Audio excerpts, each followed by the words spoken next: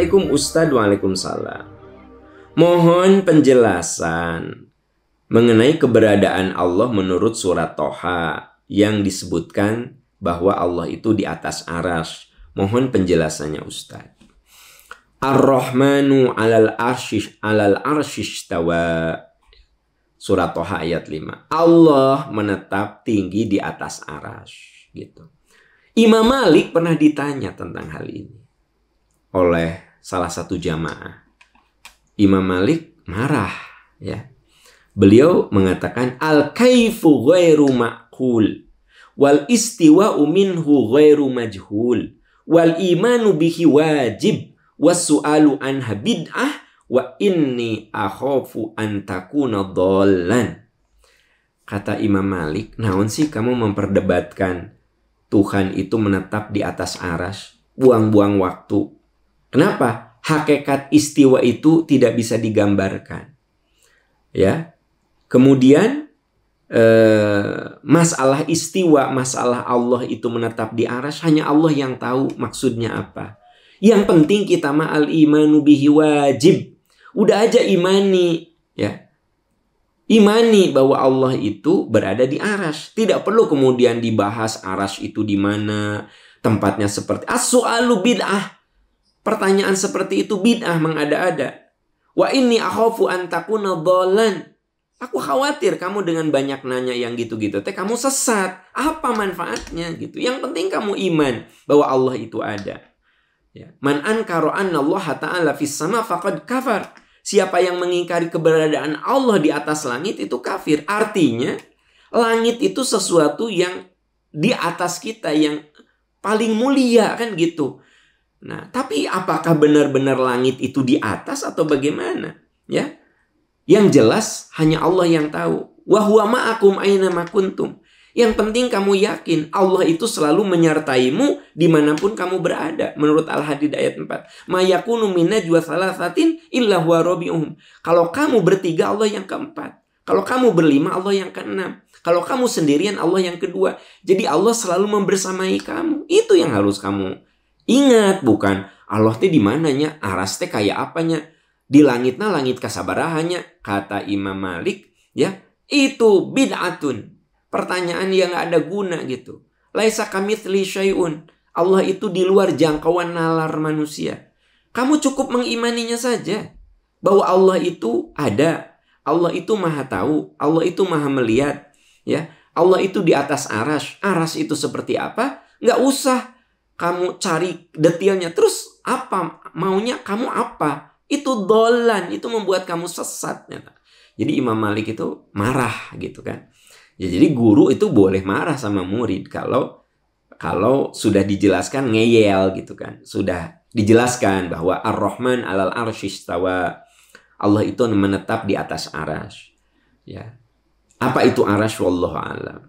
Yang jelas itu kuasa Allah Subhanahu wa ta'ala. Yang harus kamu imani, kemanapun kamu berada Allah tahu. Dimanapun kamu berada Allah selalu hadir.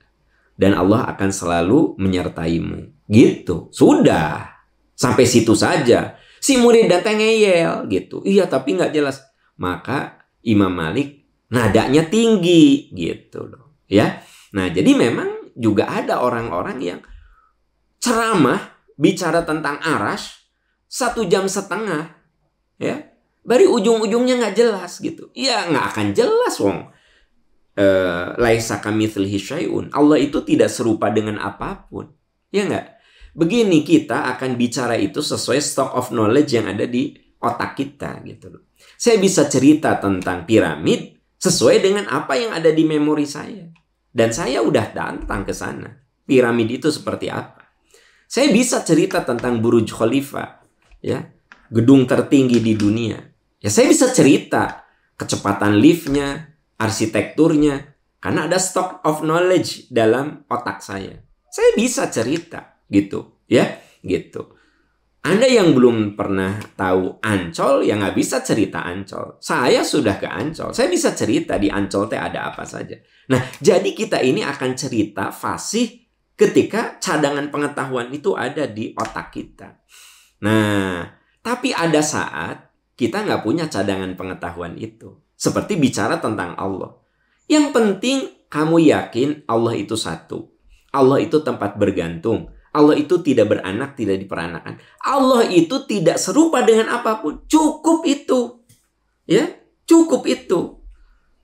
Begitu Anda terlalu akses ke dalam, ya, Anda tidak punya cadangan pengetahuan tentang itu. Nanti ngarang-ngarang. Makanya Imam Malik itu marah karena beliau mengatakan, wa inni akhafu an takuna dhallan. Dengan begitu kamu nanti sesat. Karena kamu masuk dalam wilayah yang sebenarnya cadangan pengetahuan kamu tidak bisa di situ. Gitu ya. Nah, jadi makin orang itu kaya cadangan pengetahuannya, maka dia makin fasih bicara tentang masalah itu. Ya, mungkin bagi si fulan karena tidak punya pengetahuan itu ya nggak ngerti, ya kan gitu. Saya nggak ngerti tentang kesehatan, tapi teman saya yang paham ilmu kesehatan, dia akan fasih bicara tentang itu dari berbagai perspektif. Ya, tapi tetap itu pada wilayah yang apa? Yang bisa disentuh oleh indera. Itu yang kemudian disebut logiko, hipotetiko, verifikatif, gitu. Ya nggak? Nah, sekarang kalau kita bicara tentang arash, itu di luar logiko, di luar dunia empirik. Makanya Imam Malik marah. Aku teh khawatir kamu teh sesat dengan nanya yang aneh-aneh gitu. Dan memang sekarang masih ada orang ceramah ngabisin waktu 1 jam setengah 2 jam cuma cerita Allah tuh di mana, arash itu apa, saudara-saudara? Arash itu di mana? Arash itu di langit keberapa? Ngapain buang waktu?